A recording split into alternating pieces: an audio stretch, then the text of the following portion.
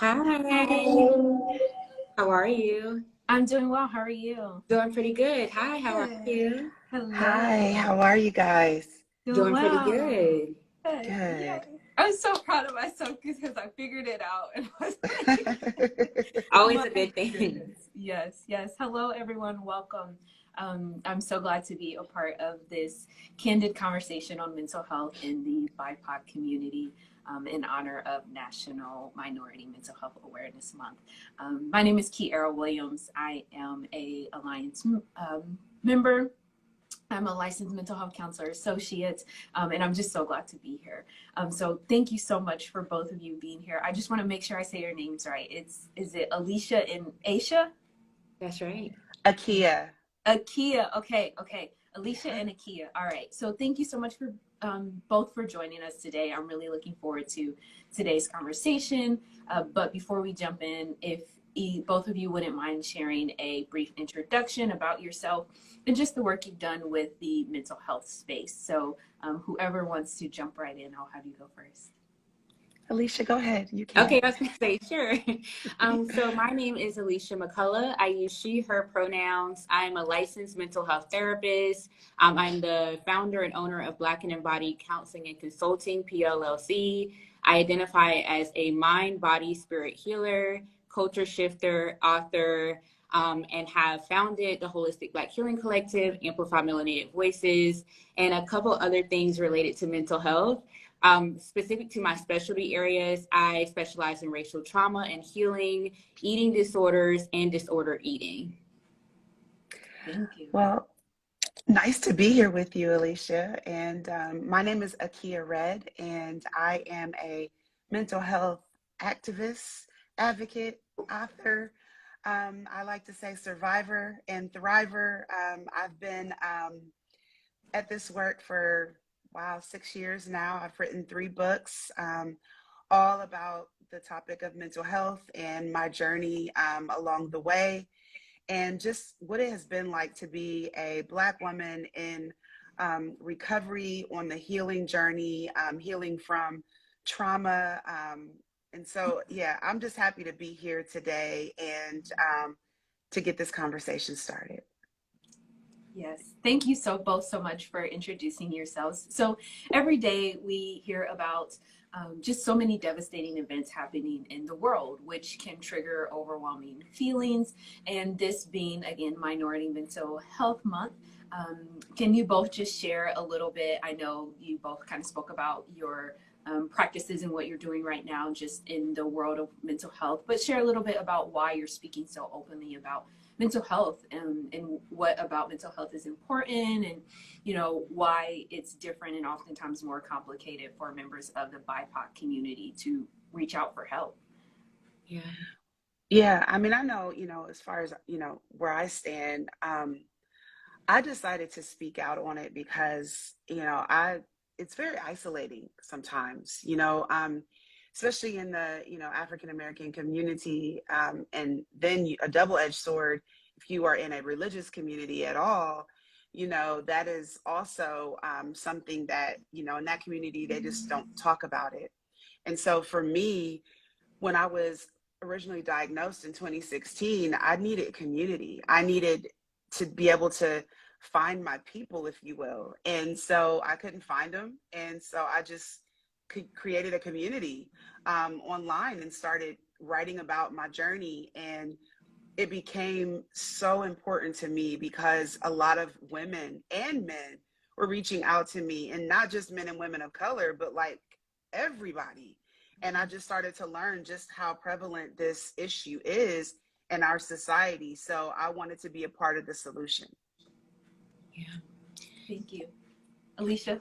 Yeah, I would actually second everything that Akia said and really validate and honor that. I've seen that a lot in my own family and in my own community, but I'll also just add in too from the mental health side that I think what makes it so different for BIPOC communities and specifically Black communities is that a lot of what we were using for our healing practices and modalities prior to, for example, being enslaved or colonized, those things were taken from us and we were disconnected from that. And so essentially through that, there created this stigma around ways that we were showing up in our bodies, showing up with our relationship to food and nourishment and overall mental health.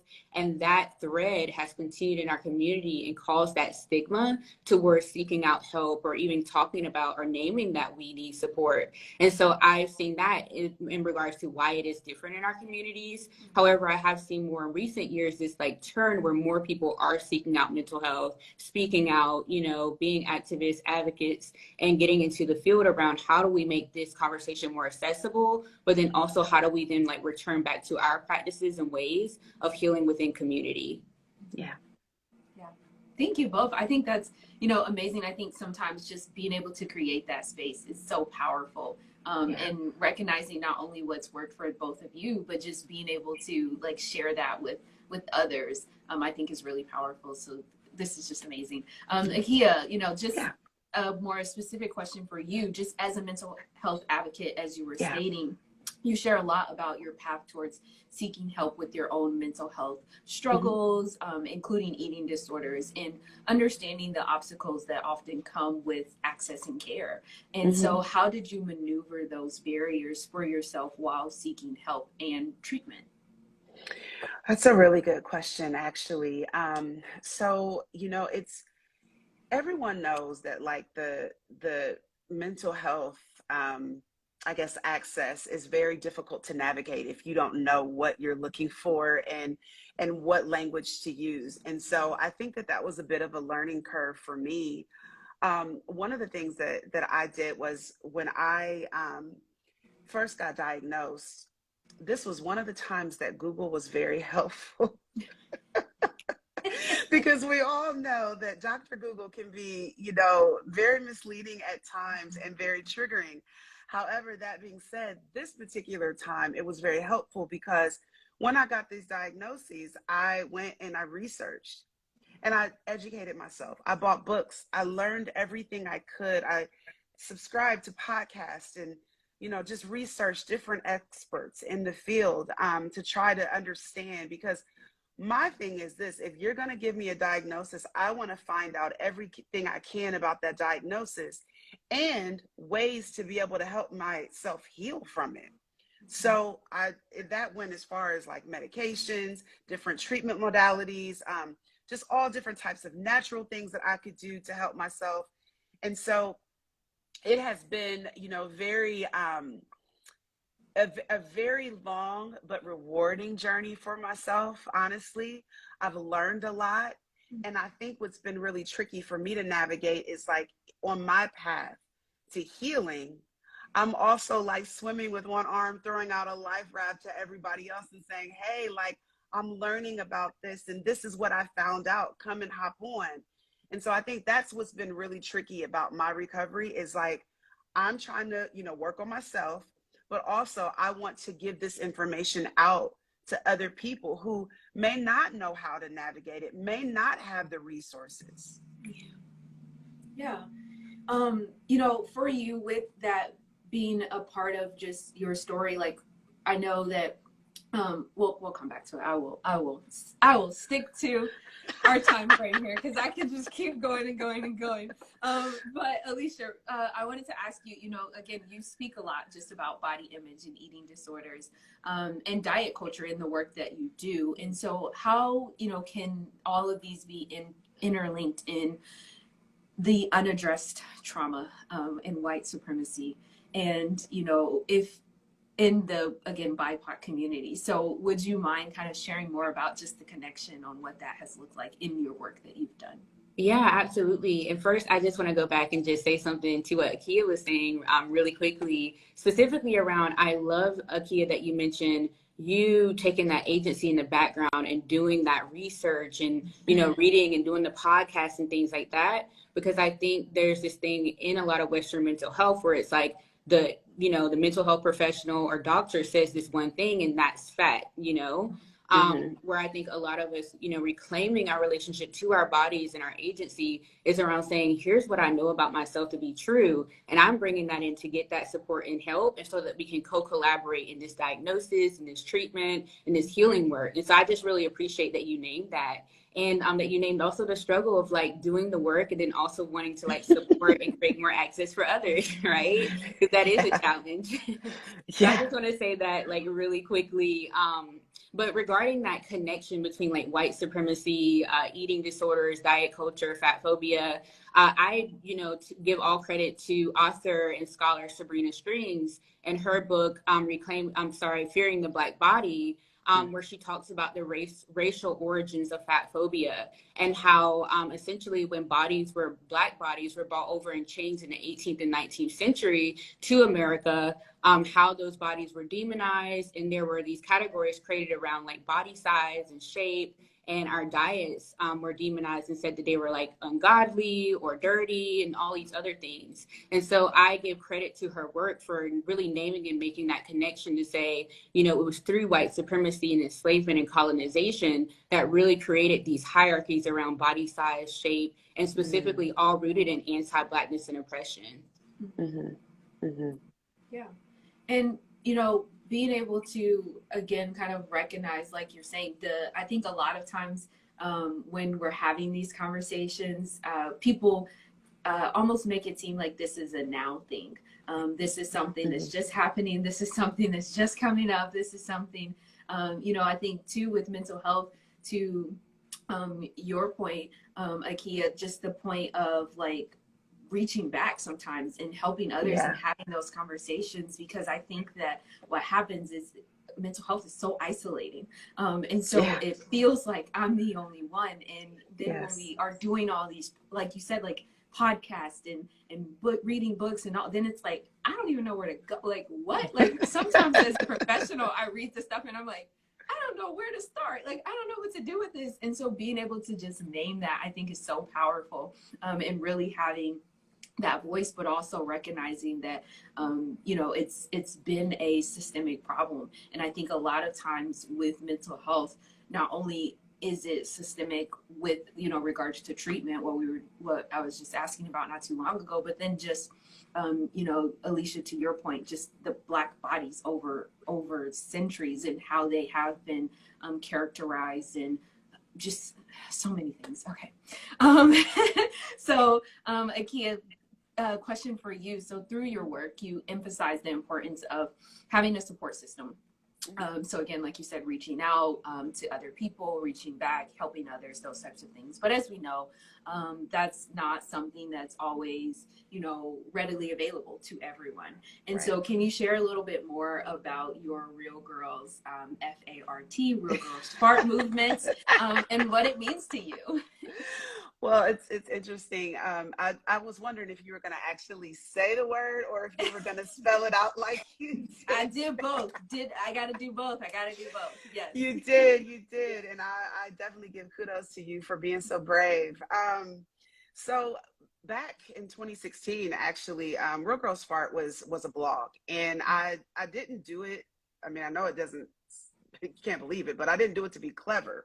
It was more so because it's like, man, like, you know, we make mistakes as women. We're not perfect as women. And it wasn't even only just a women of color thing. It was just all women in general. I was like, you know, the patriarchy of us having to be upheld by a standard that men are not upheld by, and, you know, having to be prim and proper, and like, I just wasn't with it. And I was raised up in that kind of a thing. And that was very like irritating to me. So I decided to be a rebel, like I always have been, and push the envelope a lot. And I was like, you know what? I'm going to create this blog. I'm going to call it this name that everybody is going to like double take. And I'm going to be like, yep, that's exactly what it is. It wasn't an acronym at first. It was really just the word fart. And it meant, you know, listen, we mess up, we're not perfect, and we can do whatever we need to do. And then it wasn't until a guy that was following me on Facebook said, hey, I got 4 words, and I know what it could stand for. And the words that he chose weren't necessarily resonating with me, but I got an idea of like, oh, that would be cool to have an acronym. So it was my husband, myself, and my 2 kids. We were in the airport going on spring break, and I will never forget. I literally like went through all the positive words for FART. And that's how we came up with fearless, authentic, rescuer, trailblazer, because those 4 words really resonate and speak to the journey that I've been on since 2016, since the diagnoses. So, yeah, I mean, it's been a powerful movement. It's been a powerful blog that, you know, I've been really happy to have started, and, you know, that many women have found, I guess, comfort in. Thank you. That's awesome. Alicia, did you want to add anything to that or say anything? I just want to say that's beautiful. I was saying like, yes, I saw the hearts. I was like, I wish I could add a little heart here. Thank you so much. Yeah, I was like, how do I have a reaction? No, but yeah, I agree. That's completely amazing.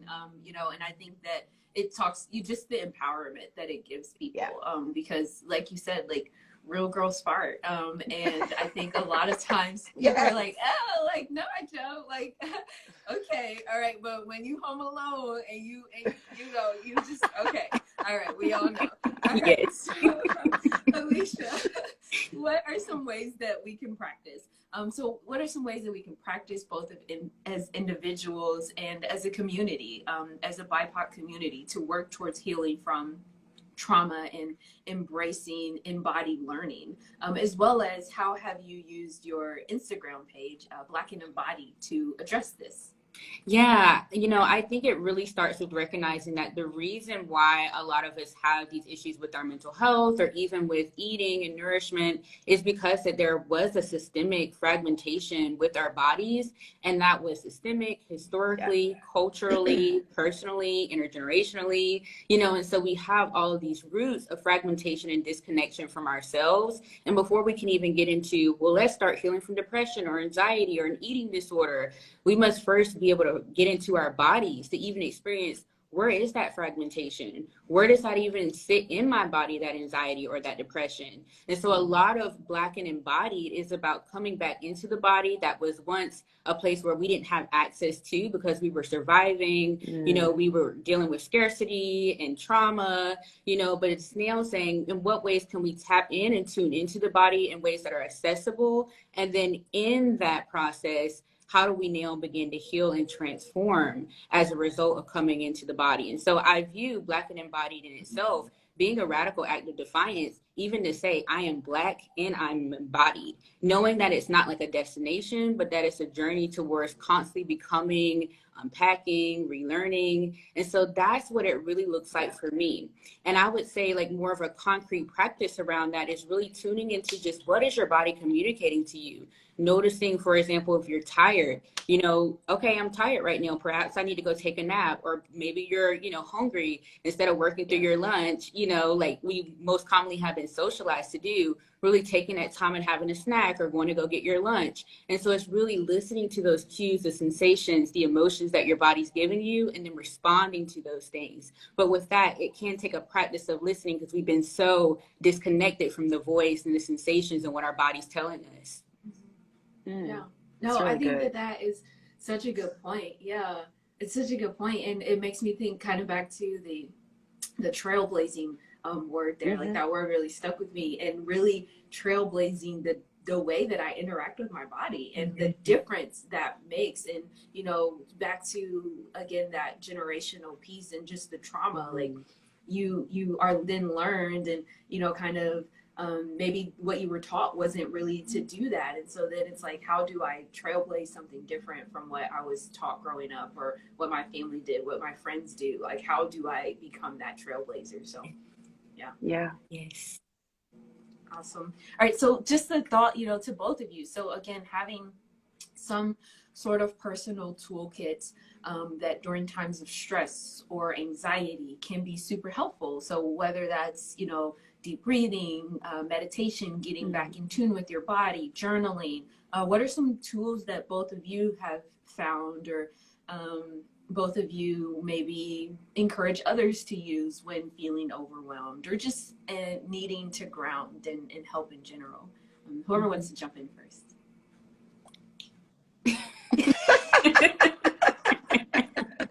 I always love that. I love that.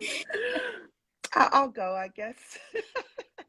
um, I I would like to just give some, I guess, that I use for myself, which, one of the ones is movement.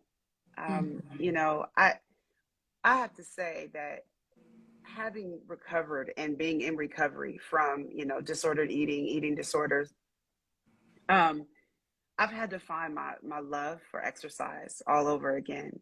And I've had to find a healthy way to have a relationship with movement and with exercise. And so that's why I think it's really important for me to be able to sit here and say, yes, like I can say movement is actually something that doesn't trigger me anymore. It's actually something that nourishes me, that feeds me, because I have it in its proper perspective. So that would be, one of the things. Another thing that I like to do a lot is color. I do have, coloring books and things like that, but I prefer the color app on my phone. And I have hundreds and hundreds of like pictures, and they're so beautiful. And it's just something about it, like when I look through them and all the beautiful colors. So, coloring and movement, those are two things that I always go to whenever I'm feeling like I need to ground myself or, like get rid of some stress. Yes, I love that. I just want to say I love that. And I can affirm with Akia, where like same. I also have engaged in movement as a way of reclaiming my relationship to my body. So I do yoga and even like just short walks outside. But I think like the important thing for me is that it moves beyond that like past way like I used to be around movement where it was like Mm-hmm. super, you have to do this and like you got to get this many hours or this much time in, right? And more into what does my body need right now?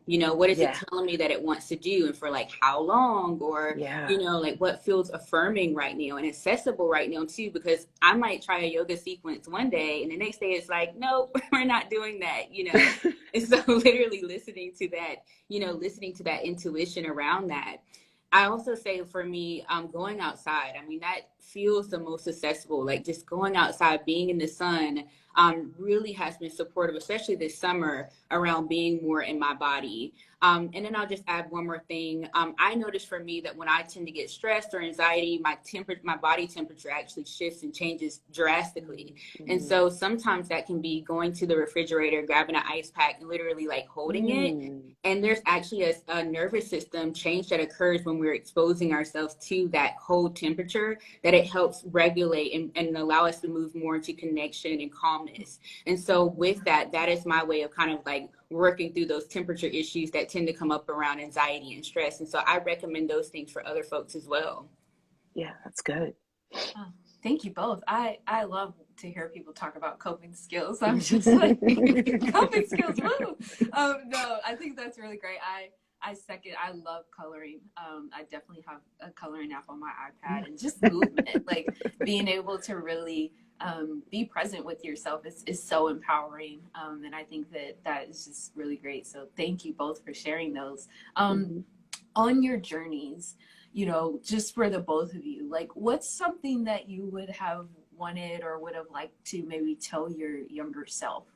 I'll give you a moment to kind of think of that Mm. because I think sometimes that can be a big question. But what's something that you would have maybe wanted to tell your younger self from what you've learned on your journey?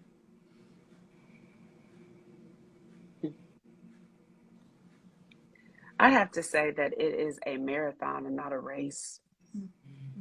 Yeah. And it's not about, like getting to a destination like super fast, and you're gonna have time to grow and learn and change, and none of those things are bad. It's just a part of growth and development. Yeah. I love that. And I would say I would likely tell my younger self similar things. And I'll add in the fact that I tell her, you know, really, instead of looking outward and comparing my body to everybody else's bodies or to magazines or TV shows or whatever, really tuning inward and getting to know her own body and trusting her own body. Yes. Yeah, I think that would be the main thing. Yeah, it's good. I have so many follow-up questions, but all right. Well, I guess one follow-up question to just the journey and as well as into you know, kind of coming into yourself as a kid. What for either one of you, what do you feel like that would have like tangibly maybe looked like? Because I think sometimes we often talk about like life is a journey and you need to get in tune with yourself. But I think sometimes, you know, for our listeners, like what would be that, like if they could walk away outside of the you know, coloring and getting in tune with yourself, like what would that really look like for one of our, you know, people that may be listening today? May I follow up with that and just ask, were you referring to the younger self or more? Yes, to okay. the younger self. Okay. Yes. Yeah. I'll go ahead with that. I think that my younger self, if I would have known these things then, likely would not have, for example, been engaging in restrictive eating, likely would have been having a better relationship with movement. And I think likely would have been able to just feel happier and more whole in myself because I wouldn't be seeing myself as unworthy or not whole or, you know, deficit in some way because of my body shape or size or my cultural background or my racial background or, you know, all of those things. I'd literally be able to show up and within myself and just feel, you know, more safer and more connected in the world, you know, even if the world didn't necessarily affirm that back to me, I'd have this internal sense of that and show up in the world in that way. And so I think that that would be what would be different for me if I would have known that then. Yeah. And I would like to add, you know, I think probably for me, very similar to you with the restrictive eating. But also I think just realizing that there's no moral value associated with food. There's no good and bad food. It's just food. And really, the only time a food, I guess, could be called bad is if it's gross and you don't like it. You know, it's not, you know, it doesn't make me a bad person because, you know, I'm eating certain things. And so I just think, you know, just having a different perspective on that and not comparing myself to what I see and understanding that everybody is unique and different. And, you know, we all have a place in the world. Thank you both. Thank you so much. That's helpful. And I think that it also just gives a little bit more perspective. So thank you. Any last words or thoughts or anything that you would like to share before we wrap up? No? Okay. All right. So besides Instagram, where else can we keep up with you both? Tell us what's going on in the lives of Akia and Alicia, respectively. Alicia, you can go first. Okay. Yeah, so folks, you know, that are watching now, you can follow me at Black and Embodied on Instagram. You can find me on my website at blackandembodied.com. I'm currently in the process of writing a book, and so I'm writing Reclaiming the Black Body. So I'll be joining you soon as another published author. And then I am starting a certification program at the beginning of next year around embodiment, specifically for Black, Indigenous, Brown people of color, focused on eating disorders and being more in our body. And so those are things folks can stay tuned for. Yes, that is awesome. I'm going to be finding you and following you. So thank you. Same to you. Yes. Well, outside of Instagram, you know, you can look me up on my website. There's a lot of stuff that I've done in the past and that I've been doing. Also, my books are available anywhere you can buy a book. The latest one is The Precipice of Mental Health, Becoming Your Own Safe Space.